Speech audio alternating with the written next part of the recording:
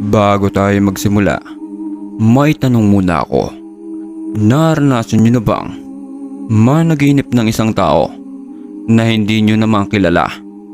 Yung paulit-ulit, gabi-gabi, siya na lang ang laman ng isip mo sa pagtulog. Marami sa atin, siguro, oo, baka dream girl o dream boy pa ang tawag natin. Pero paano kung ang taong to ay hindi lang pala hanggang sa panaginip? Paano kung isang araw, paggising mo, nakatayo siya sa labas ng bahay ninyo at hinihintay ka? Ito ang kwentong binahagi sa atin ng isang kaibigan nating taga-subaybay. Tinatago ko na lang sa pangalang Patrick. At ito, ayon sa kanya, ay isang tunay niyang karanasan. Sisimulan ko to noong paglipat ko lang ng bahay. Alam nyo yon, naghahanap ng mas murang upahan. Nakakita ko ng isang maliit na apartment sa isang subdivision na medyo bago pa. Ang ganda ng deal. Sobrang mura ng renta kumpara sa laki ng lugar. May maliit pa siyang bakuran sa likod. Ang catch lang, medyo dulo. As in, yung likod ng bakuran ko, bakod na. Tapos yung kasunod, yun na, yung lumang gubat na hindi pa nade-develop. May mga malalaking puno. Yung iba, parang mga balete pa. Sabi ko, okay na to. Tahimik. Perpekto sa akin na work from home. Yung unang linggo, wala namang kakaiba. Abala ko sa pag-ayos ng gamit. Sa pag-set up ng internet ko, normal ang lahat. Hanggang sa nagsimula na yung mga panaginip ko. Yung unang beses, malinaw na malinaw. Nasa gubat daw ako. Pero hindi yung gubat na nasa likod ng bahay. Parang mas magical, mas matingkad. Yung mga kulay, yung mga halaman, kumikinang. Tapos sa di kalayuan, may nakita akong babae. Maganda siya. Sobrang ganda. Yung ganda na parang hindi normal. Parang diwata. Mahaba yung buhok niya. May mga palamuti na parang dahon at bulaklak. Nakatitig lang siya sa akin. Hindi galit. Hindi rin masaya. Blanko lang. Nakatitig. Nagising ako noon na medyo nawerduhan. Sabi ko sa sarili ko, grabe, epekto siguro ng pagod sa paglilipat. Pero kinagabihan, napanaginipan ko na naman siya. Same scenario. Nasa gubat ako. Nakatayo siya. Nakatitig sa akin. Pero this time, parang mas malapit siya ng isang hakbang. At dito na nagsimulang maging creepy. Gabi-gabi. Yun ang panaginip ko. Paulit-ulit. Yung gubat. At siya. At bawat gabi, palapit siya ng palapit sa akin. Hindi siya naglalakad. Parang pagpikit ko sa panaginip, pagmulat ko, mas malapit na siya. Hanggang sa isang gabi, sobrang lapit na niya. Mga isang dangkal na lang ang layo ng mukha namin. Kitang kita ko yung mga mata niya. Maganda pa rin siya. Pero may mali. May lungkot sa mga mata niya. Isang klase ng lungkot na parang malalim at parang may halong galit. Tapos nagsalita siya. Pero hindi ko maintindihan. Parang sinaunang lengguwahe. O baka naman, binubulong lang niya. Pero narinig ko lang ay parang hangin. Paggising ko, pawis na pawis ako. Kinalabutan ako. Hindi na to normal. Nagsimula na akong matakot, matulog. Pinilit kong magpuyat. Nagkakape ako ng sobra-sobra. Pero syempre, yung katawan ko bibigay. At sa tuwing makakatulog ako, kahit iglip lang sa sopa, nandoon na naman siya. This time, sa panaginip, hinawakan na niya yung mukha ko. Ramdam ko yung lamig ng kamay niya. Sobrang lamig, parang yelo. Dito na nagsimulang magbago ang lahat. Pati sa pagiging gising ko, nagsimula akong makaramdam ng mga bagay-bagay sa bahay. Minsan, nagtatrabaho ako sa laptop. Tapos sa gilid ng mata ko, parang may dumadaan na mahabang itim na buhok. Mabilis lang. Paglingon ko, wala. Minsan, habang naliligo ako, bigla na lang lalamig yung banyo. As in, parang binubuksan mo yung pinto ng freezer. At yung pinakamalala, yung amoy. May namoy akong bulaklak. Parang pinaghalong sampagita. Sobrang bango. Pero nakakahilo. Ang nakakakilabot, wala akong tanim na bulaklak. Walang kapitbahay na may tanim. At yung amoy, sa loob lang ng bahay ko. Kadalasan, sa kwarto. Sinubukan ko mag-research. Nagtanong-tanong ako sa guard ng subdivision. Sabi ko, "Manong, may mga kwento-kwento ba dito? Kasi parang di ako mapakali sa bahay ko." Yung guard tumingin sa akin. Tapos tumingin sa direksyon ng bahay ko. "Sir, kaya siguro mura yan. Nakuha ninyo. Yan yung pinakamalapit sa gubat, di ba?" Sabi niya. "Opo," sagot ko. "Wala naman sanang problema dyan, sir. Kaso, yung gubat na yan, matanda pa yan. Sabi ng mga lolo't lola namin dito, bago pa to, naging subdivision. May nagbabantay daw talaga dyan. Isang diwata daw, sabi nila. Tagabantay ng puno." Kinilibutan ako. "Diwata?" "Opo, maganda raw pero wag na wag mo raw gagalawin yung lugar niya. Itong subdivision, sir, yan yung kinatatayo ng bahay ninyo. Yan yung pinakaunang pinutol na mga puno." Parang binuhusan ako ng malamig na tubig. Pag-uwi ko, lalo akong natakot. Nagsindi ako ng kandila, nagdasal. Sinubukan kong wag pansinin.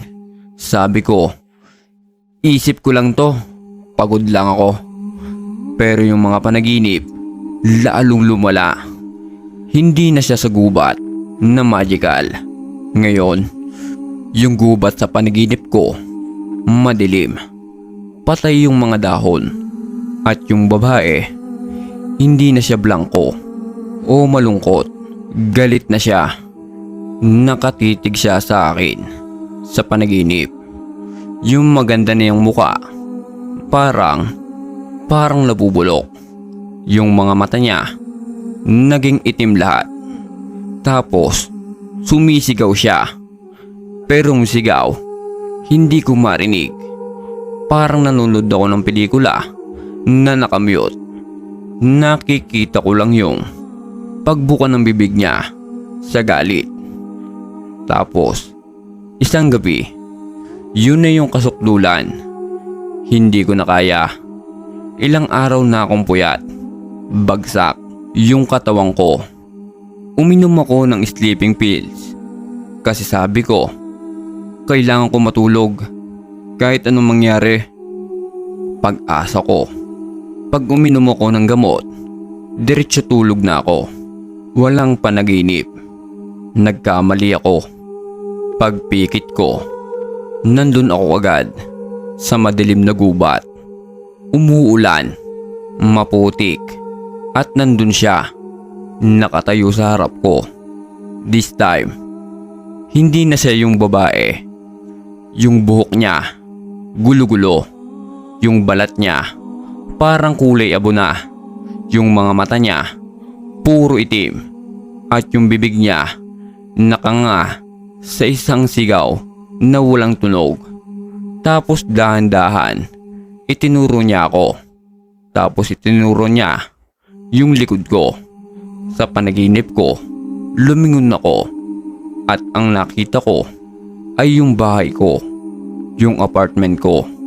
Nakita ko rin yung sarili ko natutulog sa kama. Nalito ako. Panaginip to, diba? Bakit? Bumalik yung tingin ko sa babae. Ngumiti siya. Pero yung ngiti niya, hindi abot sa mata. Nakakakilabot. Tapos, naglakad siya. Papunta sa bahay ko sa panaginip. Papunta sa natutulog kong katawan. Sinubukan ko siyang habulin. Sinubukan kong sumigaw. Wag! Pero wala akong boses. Ang bigat ng katawan ko. Pumasok sa loob ng kwarto ko sa panaginip at tumigil sa gilid ng kama ko. Tinignan niya yung natutulog na ako. Dahan-dahan, inangat niya yung kamay niya. Yung kamay na parang tuyot na sanga at hinawakan niya yung noo ko. Doon ako nagising. Gising na gising. Humihingal. Pawis na pawis. Narinig ko yung ulan. Umuulan pala talaga ng malakas sa labas. Nakahinga ako ng maluwag. Panaginip lang. Grabe. Yun na yung pinakamasamang bangungot ko. Bumangon ako para uminom ng tubig. Medyo nanginginig pa yung tuhod ko. Pumunta ako sa kusina. Pag inom ko, napatingin ako sa sliding glass door na papunta sa maliit kong bakuran. Yung bakuran nakatabi ng gubat. Dahil sa lakas ng ulan, halos wala akong makita. Tanging yung kidlat lang yung nagbibigay liwanag. Kumidlat ng malakas. Sandaling lumiwanag yung bubong sa bakuran ko. At halos mabitawan ko yung baso ko. Doon sa labas, sa gitna ng ulan, nakatayo siya. Yung babae. Hindi yung magandang bersyon. Hindi yung parang diwata. Yung bersyon na galing sa bangungot ko. Yung kulay abo. Yung balat. Yung matang itim. Nakatayo siya sa dulo ng bakuran ko. Bago yung mga puno. Nakatitig sa akin. Sa loob ng bahay, nakatitig siya na parang kilalang kilala niya ako. Hindi ako makagalaw. Parang nagyayelo yung dugo ko. Tapos, sa gitna ng malakas na ulan, yung amoy ng sampagita, pumasok sa loob ng bahay ko. Sobrang tapang, nakakasuka. Dahan-dahan, yung babae sa labas, ngumiti. Yung ngiti na nakita ko sa panaginip. Inangat niya yung kamay niya at itinuro sa akin. Kasabay nun, yung sliding door biglang kumatok, hindi kalabog, parang kinakalmot. Napasigaw ako. Tumakbo ko pabalik sa kwarto ko. Nilak ko yung pinto. Nagtalokbong ako ng kumot. Nagdasal ako ng nagdasal. Rinig na rinig ko yung kalmot sa salamin sa kusina. Tapos yung amoy ng bulaklak.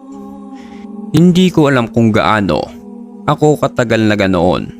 Hanggang sa tumigil yung kalmot at tumila yung ulan. At narinig ko yung mga ibon. Sumikat na yung araw. Hindi ako nakatulog. Buong magdamag. Nanginginig ako sa takot. Paglabas ko sa kwarto, dahan-dahan, sumilip sa kusina. Wala na siya. Pero yung sliding glass door ko, may mga marka ng kalmot. At sa sahig, may mga basang yapak at mga patay na dahon. Hindi ko na tinapos yung araw. Hindi ako naligo. Hindi ako nagsuklay. Kinuha ko yung wallet at cellphone ko.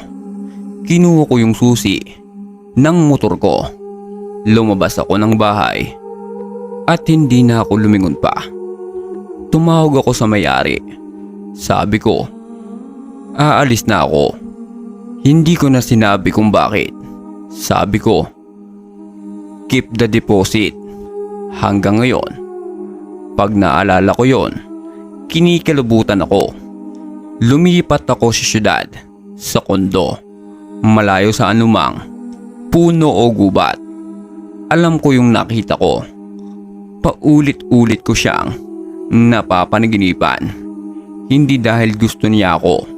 Paulit-ulit ko siyang napapanaginipan kasi gusto niya akong kunin. At nung gabing yon, hindi na siya naghihintay sa panaginip. Sinusundo na niya ako. Isang kwentong nakakapanghina ng tuhod. Maraming salamat, Patrick, sa pagbahagi ng iyong karanasan.